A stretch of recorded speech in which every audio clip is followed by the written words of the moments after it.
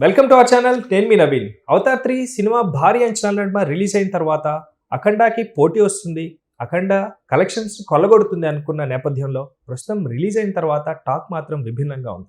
అయితే వాస్తవ పరిస్థితులు, సినిమా కథ గురించి, దానిలో మైనస్లు ప్లస్లు గురించి మనతో మాట్లాడడానికి సినీ అనలిస్ట్ శ్రవణ్ సార్ ఉన్నారు. సార్తో మాట్లాడతాం. నమస్తే అండి. నమస్తే అండి. సో అవతార్ 3 భారీ అంచనా, అది వస్తే ఏదైనా కానీ దాని ముందు తుడుచుకుంటా పోతుంది అన్నట్టు ఒక టాక్ నడిచింది. ఇంతకీ రిలీజ్ అయిన తర్వాత చాలా పేలవంగా అయిపోయిందన్న మాటలు వినిపిస్తున్నాయి. వాస్తవమా అండి? దానికి కారణం ఏంటి? Avatar 3 Avatar 1 super duper hit.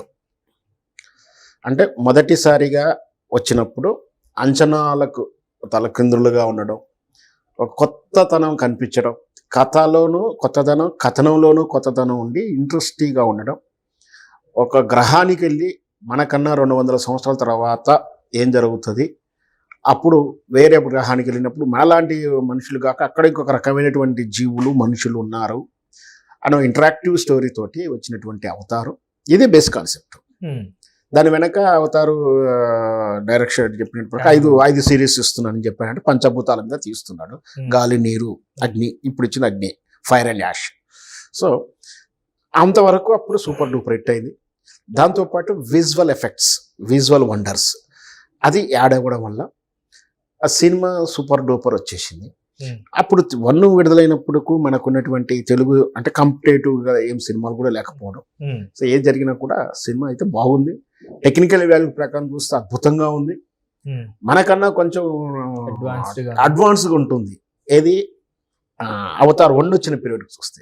కానీ ఈ మధ్యకాలంలో మన తెలుగు భాషా చిత్రం, మన తెలుగు పరిశ్రమ, మన దక్షిణ భారతదేశంలో మన తెలుగు సినిమా అంతర్జాతీయ స్థాయిలో హాలీవుడ్ రేంజ్లో పాన్ ఇండియాని దాటి పాన్ వరల్డ్ స్థాయికి ఎదిగి హాలీవుడ్ సరసన నిలబడి ఆస్కార్ని హాలీవుడ్ చిత్రాలను తనదన్ని ఆస్కార్ పొందొచ్చాం.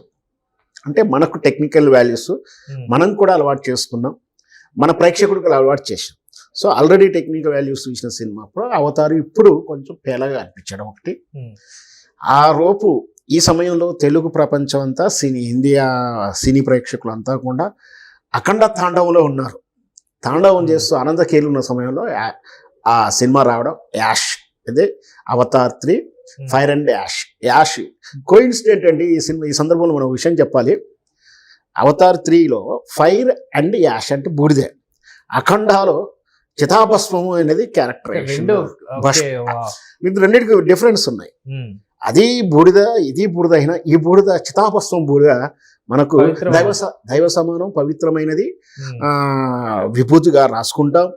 శివభక్తులు అయితే ఇంకా అద్భుతం, అఘోరాలు అయితే ఏకంగా ఆ చితాభస్మం మీద రాసుకుంటారు, అందులోనే ఉంటారు, ఆ చితాభస్మంలోనే పొర్లుతారు, అలానే అవే తింటారు, సగం కాలినటువంటి శవాన్ని తింటారు.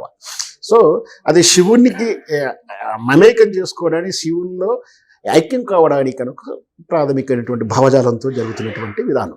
సో అది ఫైరే, ఇది ఫైర్లో నుంచి వచ్చింది, అది భస్మమే, ఇది భస్మమే.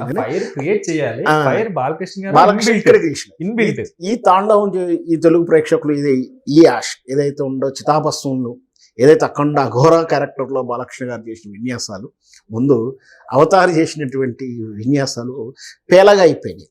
ఎందుకంటే మొదట్లో అన్నారు కొందరు పడిన వాళ్ళు, విమర్శించే వాళ్ళు, అఖండ మొదటి వారం తర్వాత 2వ వారంలోకి వస్తున్నప్పుడు అవతారం వచ్చేస్తుంది పనిగట్టుకుని నెగటివ్ ట్రోలర్స్ ఉన్నారు కదా. అంటే రాజకీయంగా విభేదించే వాళ్ళు ఉన్నారు, కొన్ని అభిమాన సంఘాలు విభేదించే వాళ్ళు ఉన్నారు.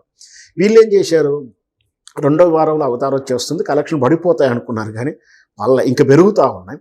సో అవతార్ కన్నా ఈ సినిమా అధికంగా చూస్తున్నారు. అవతారు నేననేది అవతారు టెక్నికల్ వాల్యూస్ తక్కువ ఉందని చెప్పే ప్రయత్నం ఏం కాదు. కాకపోతే తెలుగు ప్రేక్షకుడు భావజాలంలో చూస్తున్న ఎమోషనల్ ఫీల్ అవుతుంటాడు సినిమా చూస్తున్నప్పుడు. ఆయనకు నవరసాలు ఉండాలి. ఏదైతే సినిమాలో నవరసాలు ఎప్పుడైతే ఒక అంటే సీరియస్నెస్ ఉండాలి, విషాదం ఉండాలి, ప్రేమ ఉండాలి, రౌద్రం ఉండాలి, కరుణ రసాలు ఉండాలి, ఫ్యామిలీ ఓరియంటెడ్గా ఉండాలి, ఇవన్నీ మన తెలుగు సినిమాలో తెలుగు ప్రేక్షకునికి అలవాటైనటువంటి దాన్ని. సో వీటి ముందు అవతార్లో ఉన్నటువంటి యాదృచ్ఛికంగా ఎప్పుడు అంటే 1, 2 ఏదైతే టెక్నికల్ వాల్యూస్ ఉన్నాయో అదే ఉంది. కథనంలో గొప్పతనం లేకపోవడం, పెద్ద ప్రేక్షకుడిని మంత్రముగ్ధం చేస్తుంటే టెక్నికల్ వండర్స్ ఏమి చూపించలేకపోవడం, టెక్నికల్ వాల్యూ చూపించలేకపోయినా సినిమాలో కథనంలో కూడా గొప్పతనం ప్రేక్షకుడు ఫీల్ అవ్వలేదు. దాంట్లో లేదనే ఉద్దేశానికి కాదు, ప్రేక్షకుడు ఫీల్ అయ్యేది కాబట్టి ఆటోమేటిక్గా అంచనాలకు బాగా హైప్లో ఉన్నటువంటి అవతార సినిమా రాగానే మామూలుగా మౌత్ టాక్లోనే పేలిపోయింది. సో ఎప్పుడైతే మౌత్ టాక్ పర్లేదు, సినిమా బాగాలేదు, బోర్గా ఉంది, గొప్పగా లేదని వచ్చిందో ఆటోమేటిక్గా మనకు ఆల్రెడీ టాక్లో ఉన్నటువంటి అఖండ విజయంతో కలెక్షన్లు మళ్ళీ పెరిగాయని చెప్పొచ్చు. ఒక 3 పాయింట్స్ చెప్తానండి, దాని గురించి మీరు ఎట్లా చెప్తారో చూద్దాం. అంటే అవతార్ అండ్ అఖండ కంపేర్ చేసుకున్నప్పుడు 3 హైలైట్ పాయింట్స్ కింద నాకు అనిపించాయి. తర్వాత మీ ఒపీనియన్ చెప్పాలి.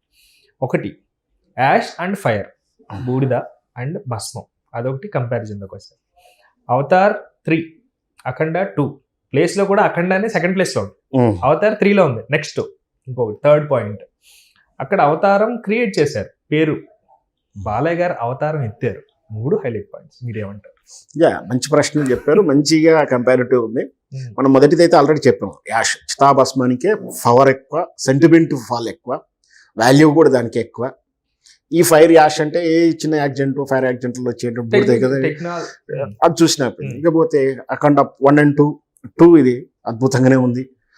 అఖండ 3 అయినప్పటికి కూడా, అప్పుడు అవతార్ 4 అయిపోతుంది, 4, 5 వచ్చినా కూడా అఖండ ఇస్ అఖండం అంటే ఏంది, మొత్తం కూడా ఇది అఖండ భారతం, అఖండ ప్రపంచం, ఇది ఎట్లయితే అంటామో అంత విశాలమైనది, స్కోప్ పెద్దది. ఇకపోతే మిగతా అవతారం చిత్రంలో ఇక్కడ అవతారం దాల్చాడు. అవతారం దాల్చినటువంటి అవతార పురుషుడు హైందవ ధర్మం, సనాతన ధర్మం, జాతీయతా భావం, దేశభక్తి, వీటి ముందు అక్కడ ఉన్నట్టు మూడవ ప్రపంచం, ఇంకో ప్రపంచంకి వెళ్ళిపోవడం అన్నీ కూడా పేలిపోయాయి. ఇక్కడ అవతారం అంటే ఆ ధర్మ సంస్థాపనార్థం కోసం సనాతన ధర్మాన్ని ఎవరైనా నాశనం చేస్తుంటే, సనాతన ధర్మం మీద ఎవరైనా దాడి చేస్తుంటే, ఆ దాడి నుంచి రక్షిస్తానికి ఒకరు అవతారం ఎత్తుతారు, ఒకరు వస్తారని మన ధర్మశాస్త్రాలు చెప్తా ఉన్నాయి, హిందూ ధర్మశాస్త్రం చెప్తుంది. ధర్మ సంస్థాపనార్థ సంభవమై యుగేయుగా అన్నట్టుగానే సినిమాలో కూడా అవతారంగా వచ్చాడు, అఖండ రూపంలో వచ్చాడు, అఘోర రూపంలో వచ్చాడు. ఇదేమో అవతారం కేవలం పేరు మాత్రమే అవతారం పెట్టుకున్నారు, టైటిల్ ఓన్ చేసుకున్నారు, కానీ నిజంగా అవతారం ఏం కాదు అందులో. సో వాళ్ళు పేరుకే ఉన్నారు కాబట్టి, పేరులోనే ఉంది కాబట్టి అది పేరుకు మాత్రం మిగిలిపోయింది. ఇది సార్థకనామం అయిపోయింది కాబట్టి అఖండ విజయాన్ని సాధించడం మనం చెప్పొచ్చు. Thank you sir, thank you so much.